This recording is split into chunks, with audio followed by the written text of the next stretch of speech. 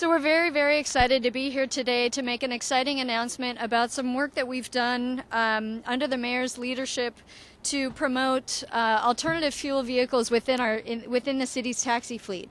Under the mayor's leadership, about 2 years ago, almost to the day, the city passed an ordinance requiring taxi fleets to gradually convert their taxi fleets to alternative fuel vehicles to meet emissions reductions targets of about 20% below 1990 levels by 2012. And so I'd like to invite the mayor up to announce where we are today. Mayor Newsom. Great. Thanks for coming out. And this one, this quick update is, I don't know why, but it's a special one for me because I've been particularly emphatic and enthusiastic personally as well as professionally about the idea of greening our taxi cabs in San Francisco.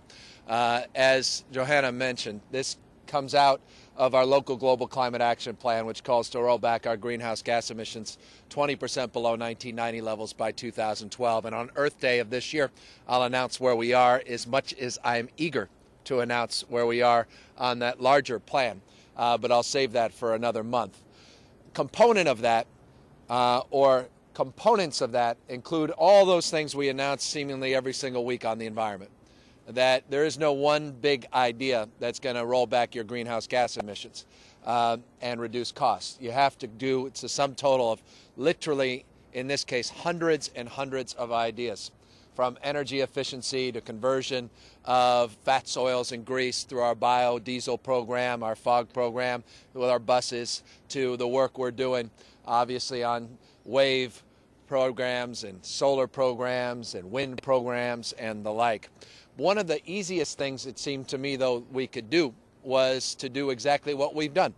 And that was a number of years ago to mark and mandate that taxi cabs, which use a ton of fuel, which as a consequence are a huge contributor in the context of our transportation emissions, that we could require, since we technically monitor and organize and own these medallions that allow these operators to operate, that we can require that if you're going to operate a taxi cab in San Francisco, you've got to use an alternative fueled vehicle. And as a consequence of that initiative, a lot of other cities took note. And you may recall one city, New York City in particular, took note. I was actually in New York a few years back and met with their taxi cab commission and their taxi cab commissioner and marked the progress of our program. No sooner did I leave that meeting than a week later, Mayor Bloomberg was on the Today Show and announced that New York City would be the first city in the United States of America to completely green and clean its taxi cab fleet. Was all over the New York Times, all over the blogs, all over the AP. It was around the world. It was a major announcement. Yet we were the first city that actually implemented and processed this proposal. We, of course, announced it right here with my friends on local cable channel 26. So we didn't necessarily have the breadth of, or the width and breadth of well, we didn't do it on the Today Show. Let's leave it at that. So folks didn't know about it. The good news, bad news is this. The good news is we've made progress. The bad news is New York has not. That New York's got caught up in a lawsuit and it actually stopped their efforts.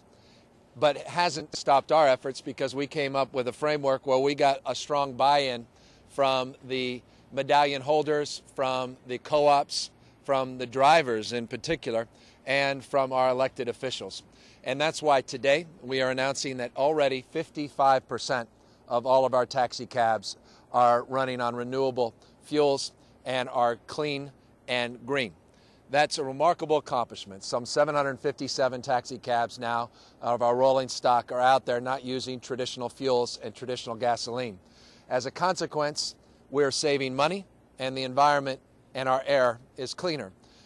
We're saving money, and this needs to be repeated, to the tune of some $10 million a year in fuel costs that is no longer being borne by the cab drivers because they're using more fuel-efficient vehicles, either compressed natural gas cabs through our Crown Vics or through traditional hybrids. They're also reducing their maintenance costs. Brakes need to be replaced in this industry about once every month, which is extraordinary, about what, 7,000 to 8,000 miles, depending on the make of the vehicle. Crown Vics, probably more than the others, need to be replaced every month or so. With the hybrids, because of the regenerative focus and the intensity in terms of the maintenance, or rather the manufacturing of the brake systems, you don't have to replace them as often. So it's about once every 6, 7, 8 months as opposed to once a month. So from a maintenance perspective as well as a fuel efficiency perspective, we are reducing costs and keeping our air cleaner. Drivers like this because they pay gate and gas. The irony is the companies like it because they get a little more of a gate, about $8. What are you guys charging? $106.50 versus $104.50 on average versus $96.50 for the old fuel, the old combustion engine.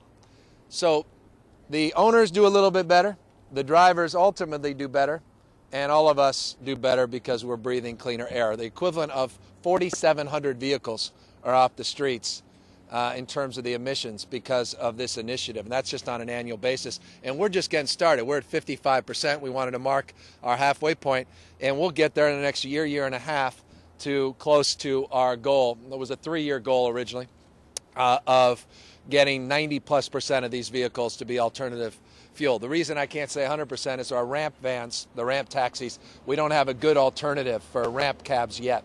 What do we have, about 94, Paul? 100. Yeah, so we'll get there eventually, and then all of them will be alternative fuel vehicles. And then we also, Johanna, very excitingly, we're working on an electric vehicle, pure electric, not hybrid or CNG pilot program, which we want to be the first big city to roll out with our cab fleet, pure electric vehicles. So making real progress, proving this can be done, making it economically make sense for everybody and environmentally. A lot to be proud of and a lot to be encouraged and thankful of. I want to thank, in the context of the thanks that needs to be given, the friends at NTA that are responsible for the implementation. They've done a great job in taking this very seriously, but particularly former commission on the Taxi Cab Commission, Paul Gillespie, who really spearheaded all this. Paul was with us when we did the Taxi Cab Task Force a decade or so ago and missed every Monday night 49er football game to be together. And Paul has been out there leading this charge for years and years and years. And I want to ask Paul to come up because you really led the legislative charge at the Taxi Commission and then ultimately to the Board of Supervisors and then now to the board of the MTA, to come up and say a few words. And Paul, I think we have a lot to be proud of. This is good momentum with a backdrop that was not so easy when we started. Thank you. Thank you very much, Mayor Newsom. It was 12 years ago, 1998, when you were a supervisor in this building. I remember that, being on the task force. We looked at every issue up and down for 6 months, and at the end of it, Mayor Newsom said, Paul, is there anything else we haven't talked about? You know, I said, can we figure out some way to use taxi cabs that weren't used police cars that got 10, 12 miles per gallon? Is there anything else out there? And that started the process. And there really wasn't anything else out there for many, many years. So when your office called me last week to do this event, I've been laying low for the last year or so, enjoying my life. I said, I definitely want to do this because it was a combination of vision, collaboration, and persistence is how I would put it, is what made this happen in San Francisco and why other cities are stymied with lawsuits, a lot of animosity amongst the industry and the government. People who are looking at the lawsuits in New York and Boston are still at the starting gate. Los Angeles, Chicago, Seattle, other progressive cities just haven't figured out how to do this. So why did it happen here in San Francisco? I think it was a vision of the mayor to have this, change take place, to turn around, to decarbonize our transportation system, to move into the new era of renewable energy and efficiency. This is a major efficiency project is what it is. It's using a new type of machine to do exactly the same work at 2 to 3 times the efficiency that we did it before. tens of thousands of tons of greenhouse gas emissions are being eliminated every single year. When this is over with, instead of emitting anywhere from 90 to 120,000 tons of greenhouse gas emissions, we're going to be emitting about 40, maybe 50. That's huge. I haven't done all the numbers about what that represents, but that's an enormous amount of reduction that we've done. And it happened a lot through collaboration, too. Beyond that vision of the 20% reduction that the board adopted, we said, how do we actually do that in the Taxi Commission? How would we take this goal and not just have it be hot air or just a piece of paper that people point to, but how would we actually implement these reductions? And that's where the collaboration between the city, fleet managers, John James from Ford, who, he totally dispels that idea of old dogs learning new tricks. We did this in California and in San Francisco when Ford really didn't even know whether it was the right thing to do with their vehicles. They were like, go ahead on with your bad selves and do what you're going to do out there, but who knows what's really going to happen, whether these vehicles are going to work, whether or not it's going to function as a taxi for 90,000 miles a year going up and down the streets of San Francisco. We proved that it happened. We proved that drivers can save money.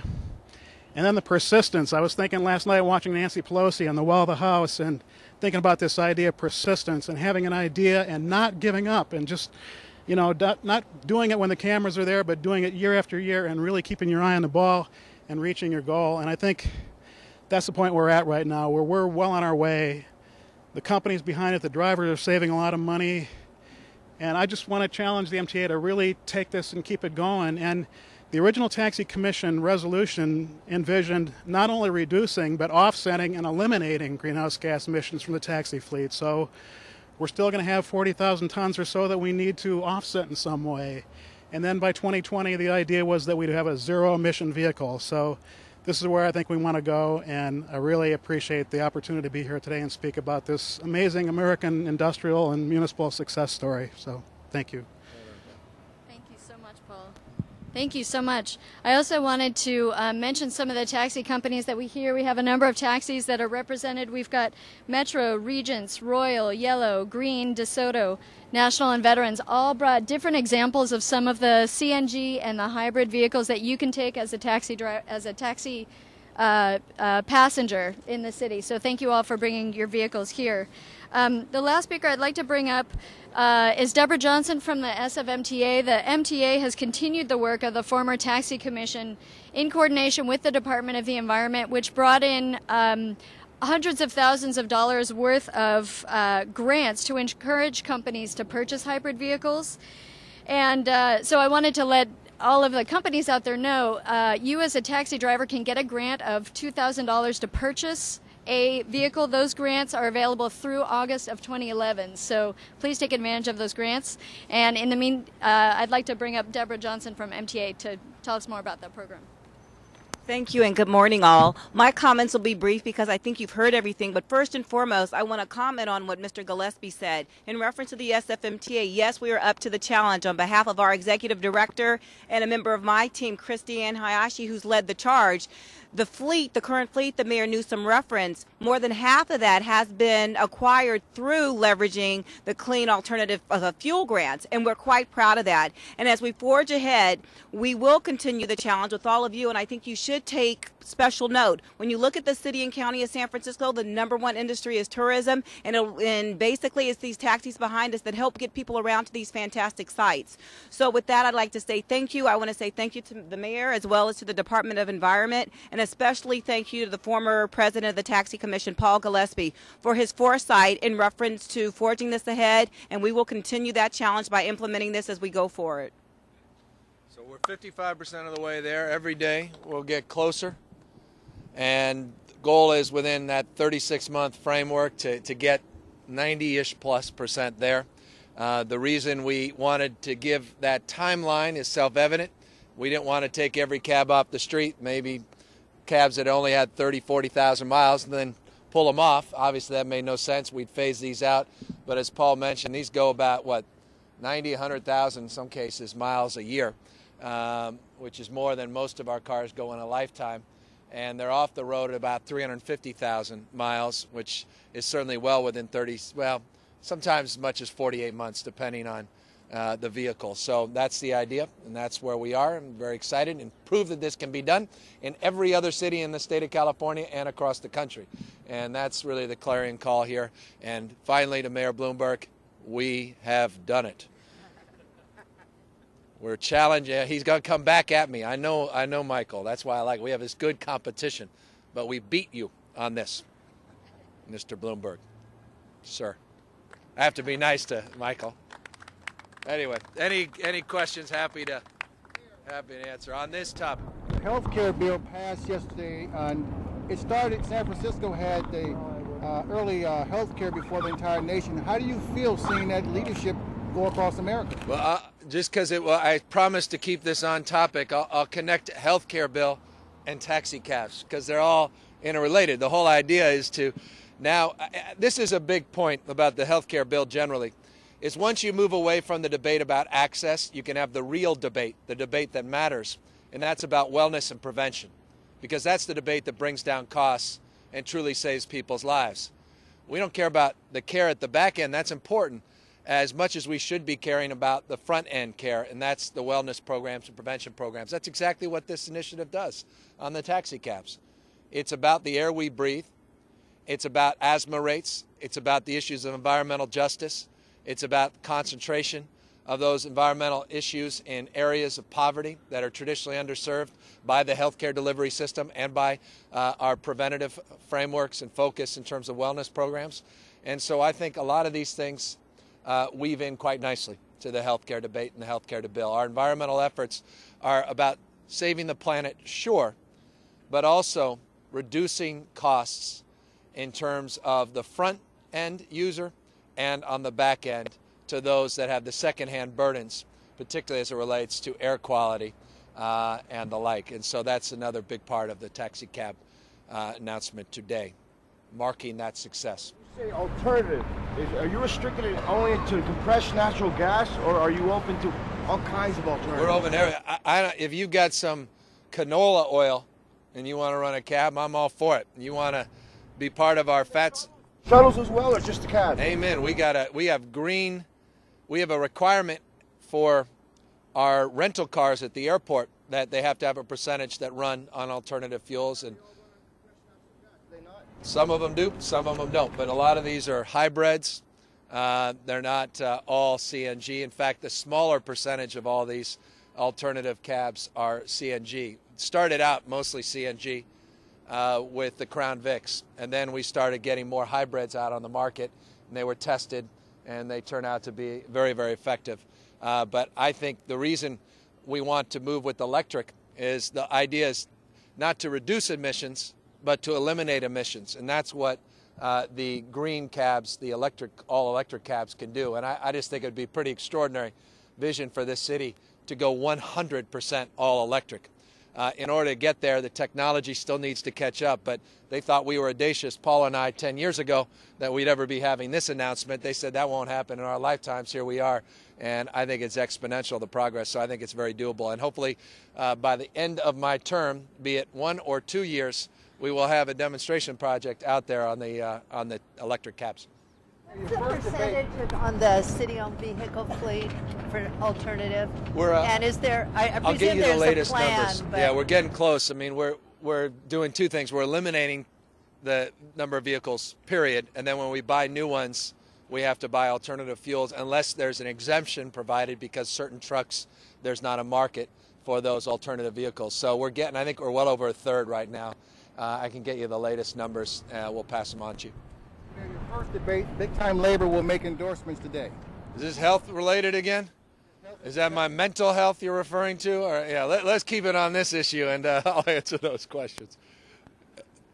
Is this any more on cabs? Yeah, I have a question. When people in the Sunset and the Richmond and the Outer Mission cannot get a cab on a Friday or a Saturday night, and what if we had a system of central dispatching when many times they'll call for a yellow cab, and if a national or a veterans is 2 blocks away, they won't pick up the order. I know. How do you feel about having a central dispatching system? Paul, was that page 1 of our task force report recommendation going back in '98? I mean, I've always believed, 1-800-SFO taxi or something, that we have a centralized dispatch. It's harder to do than it was advertised a decade ago, and it's long overdue, and I think it needs to happen, and it's one of the things that the MTA is now being tasked to do. So I could not support centralized dispatch any more strongly. Though a lot of companies do a good job, some do better than others, and some are the beneficiary as a consequence of that. Others are pulling their resources and doing hybrids of a centralized dispatch, but there should be a broader citywide dispatch from my perspective. All right, thank you guys. Oh, sorry, ma'am. Is there a plan on requiring that chargers be put into new buildings? Charters. Oh, chargers. Oh, yes. No, we're moving forward, of course, with all that, and we have I think next week we'll have our financing program up in 2 weeks. We'll have our financing program up to help finance the upfront costs of putting charging stations in your homes. But not every single home that is built in San Francisco has to have a brand new charger. That was never the intention. But we want to have over-the-counter permits, or we want to make it cost neutral, meaning we'll finance the cost of actually putting an electric charger in your home through this SF Squared program, this green financing program. And we're doing everything to incentivize the ubiquity in terms of the development of a ubiquitous infrastructure for electric vehicles, not least of which all the ones you see here. And we'll be rolling out with some grants that we got from Speaker Pelosi and some Bay Area air quality grants, all of these new charge points and new electric stations throughout the city on a standardized platform. Because right now you have some with the platypus paddles from the old EV1s that I used to have that don't work anymore. Others have electric chargers that no longer are relevant, and these are just the basic three-prong chargers you see at home, and that will be the simplification of the standards that we'll be putting in. We'll also be doing light poles, and even though you're working against me, Johanna's working against me on parking meters, I'm still desirous to have them on parking meters, even though she's fighting it. I say lovingly. Thank you, guys. Thanks for being out. Excellent. Yeah, you too. Yeah, good luck with everything.